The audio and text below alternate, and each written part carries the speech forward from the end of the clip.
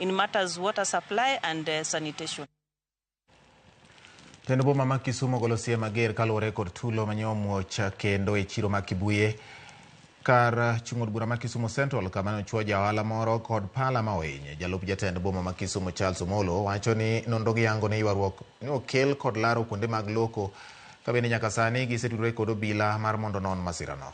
Owacho ni kaunti ok bi yie mondo lok chiro ma Kibuye kar lweny, gino mawacho ni biro rocho weche mag ohala e chiro ma Kibuye ma bende e chiro makelo osuru malach e kaunti ma Kisumo.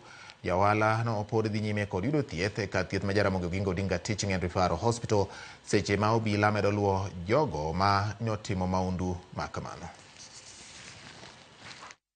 Kapani en wach maber mar mondo mi wayie mondo Kibuye chako chop kanyo.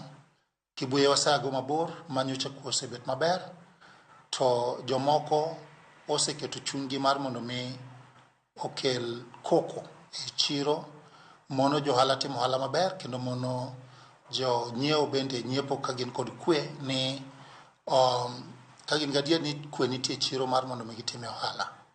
Koro kuom mano wakwedo kabisa gima nyotimre no kendo wacho ni ok en gima doyie mondo chako timre kendo kaka sirikal, kendo wakwayo jo tend arita ma Kisumu mabenyo wasendiko negi mondo mi okaw hatua mar ng'iyo ni kwe machal kamano oduoki e chiro kanyo.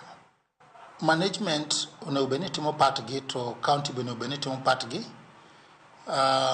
Weche mag chiwo kuonde ma jigere stall ok en mar management, kendo mano tich county mag ka county oyudo ni gedo kama ok onego gede ka ok obedo approved to onego bed ni wagole.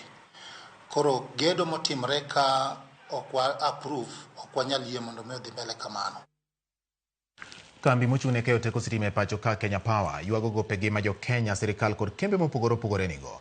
Ripot Kenya Power yango ni gopegi osemedore gi atamalo 32 e kinda dwe mar 6 higa mar 2022 gi chak dwe ni.